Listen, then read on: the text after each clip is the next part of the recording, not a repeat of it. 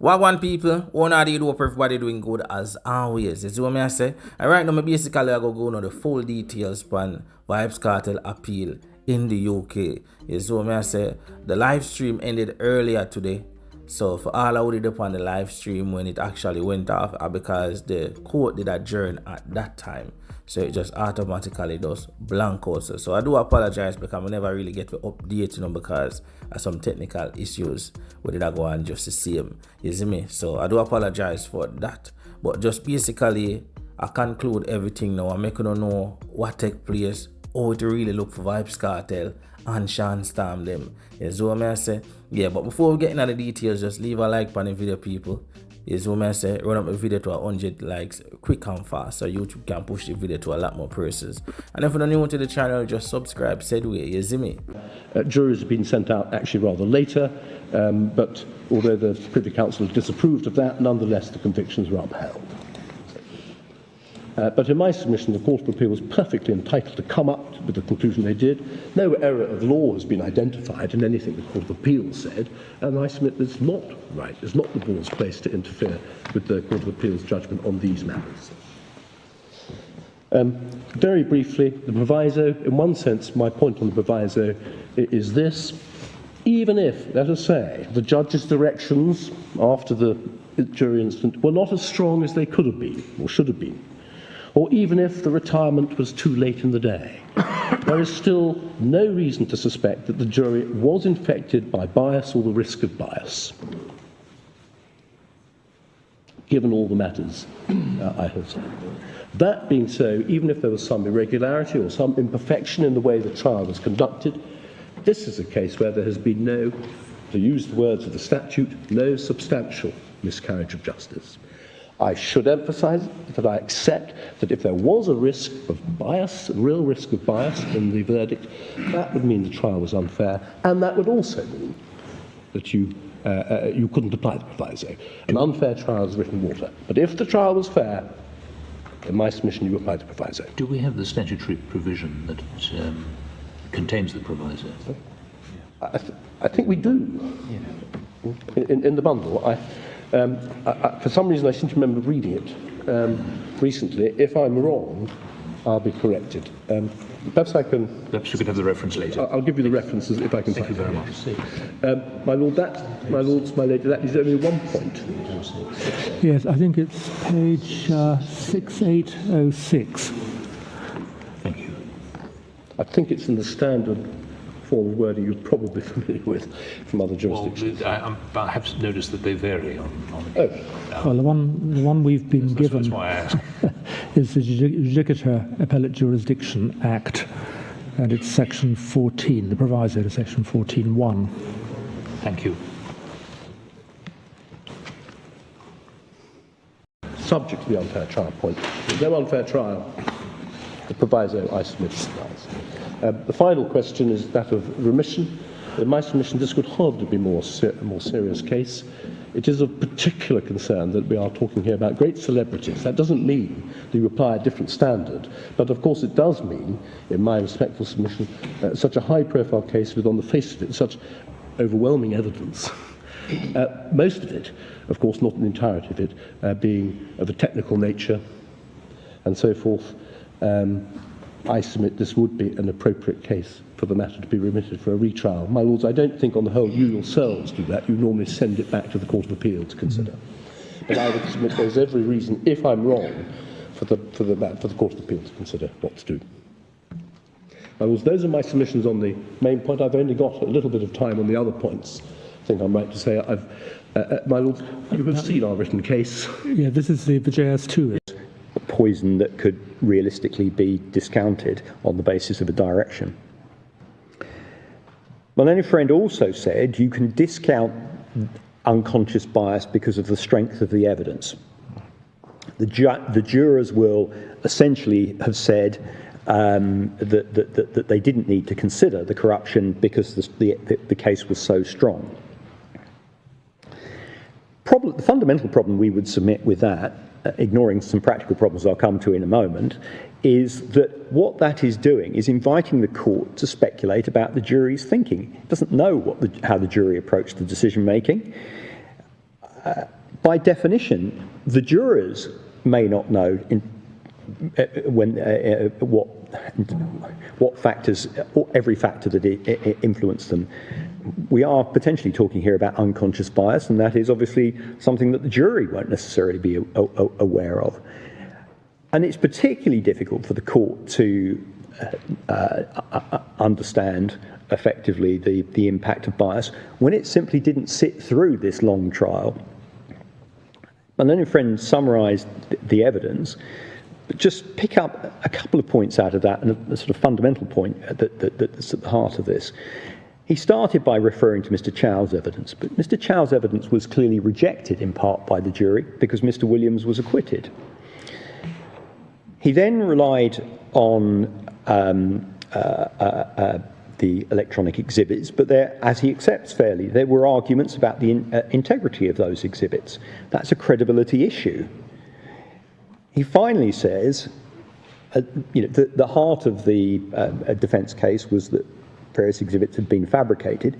That is a credibility issue. That's an issue that requires assessment of what the officers and others said in cross-examination. And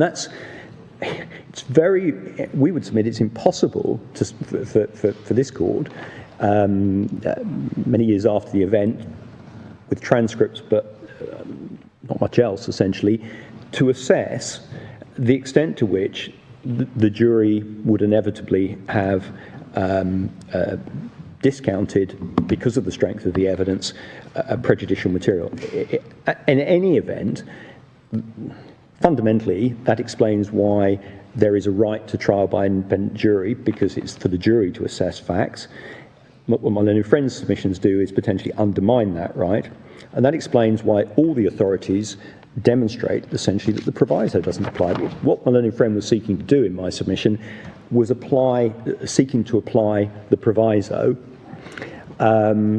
having accepted later in his submissions that the proviso can't apply to an unfair trial. Well, if it's a biased jury, you have an unfair trial. And that's entirely consistent with Serafin as well, because it clearly, if the jury was unlawful because it was biased or indeed didn't comply with the Jury Act, Serafin paragraph 49 in our submission makes it clear the verdict can't be upheld. The main focus on this trial was basically that Vybz Kartel did not get a fair trial. And the main points that they looked at was the jury was tainted. One jury tried to bribe everybody else, and the judge who is responsible for the trial did not dismiss that person, or did not dismiss the entire jury. But I get into the details on that. Yeah, there are some other evidence that was brought forward, like the tampering of evidence and all of that. But my understanding is that there was a particular file that was not submitted on time, so they could actually go in depth in that part, and is when the forensic did fly in to check the video evidence and the text message when they say it heavily tampered with and all of that. The file I never really get to submit is because of the cutoff time, you see me. But it's still presented and it's also in consideration. But the file from the forensic person will not be included, you see me. But yeah, and then you have the Paula Lewenden representative now. Him did I put forward, say, yo, Vybz Kartel house where did for have the evidence was burnt down, and Vybz Kartel them never report it, you see me. But what never really state is that even though the house was burnt down, before the forensic could actually go in to check to see if there was actual evidence in the house was demolished by the government. You see me, I say, people. So whole heap of loophole, people. To be honest, it kind of look good for Vybz Kartel. And I don't know, it looks good for Vybz Kartel because the justice system get exposed a whole lot in this trial. But the main part, as women I say, what them did a focus on, is the mere fact say there were one juror that tried to bribe the other 10 juror, and even after knowing what was going on, the judge just basically repeat when said in the initial stages. The same quote where them have to repeat to the juror them. Him never really address it. Him never really try to seek more information to see who the juror they really act on behalf of. But based on my understanding with all of this, the judge should have dismissed not only that one person, but all of them, because it carried on for a while, so he could have tainted, and that's the word what them use, which basically means to corrupt the other juror them, and that might have swayed their decision in the end. You see me, people? So yes, it definitely looked good for Vybz Kartel. Hence the reason why Mr. Vybz Kartel even make certain posts on him Instagram page. Well, whosoever control your page and make certain posts. Yeah, Vybz Kartel, I say, yo, freedom. You see me? Vybz Kartel and the Vybz Kartel lawyer and the other lawyers representing Sean Storm and the other members, they put forward a very strong case. Them expose a whole heap of loophole, and it looked good for them. The thing we want to hear now is that when we are going to hear the verdict, well, in regards to the Privy Council, them normally take a while to really go over everything.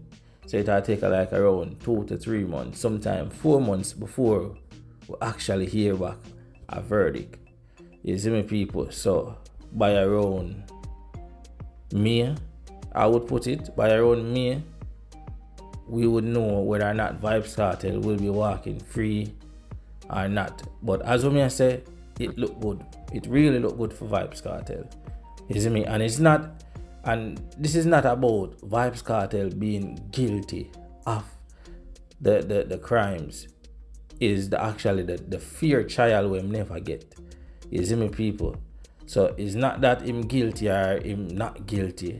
No, it's about the fair trial and all of the setup them are going, the tampering of evidence, the not following the laws in terms of the court laws, in terms of the juror them. And as I said before, that are the main point where them basically addressing at the court, because what the Privy Council look upon is, even though the court was far along, how many days, weeks pass, the right thing to do when the judge find out there's a corrupt juror among the jurors was to basically to dismiss all 11 jurors, because he could have affected or corrupt all of them. You see me? All of the 10 other jurors them. So that are the main thing with them basically speak about. And even when the DPP representative did not speak, like the Privy Council them keep on interrupting, basically if you dig deeper in it, because them a say, yo, you really are listening yourself? It's like them just ask some questions and I rebut. And when Vybz Kartel them representative speak, the man just a flow, because him just a counter everything what them say. You see me, people? Because even the other one, it just look like same that I run out of things to say. It's short, man. It's like him I run out of things to say. And at one point you can definitely say, yo, Paula Llewellyn and the team are fret, them hand there, them jaw, and all of them something there. You see me, people? So yeah, with everything, with all of the evidence put forward, it really looked good for Vybz Kartel. And in terms of the decision though, or my prediction, I don't feel like say, yo, there's gonna be a retrial.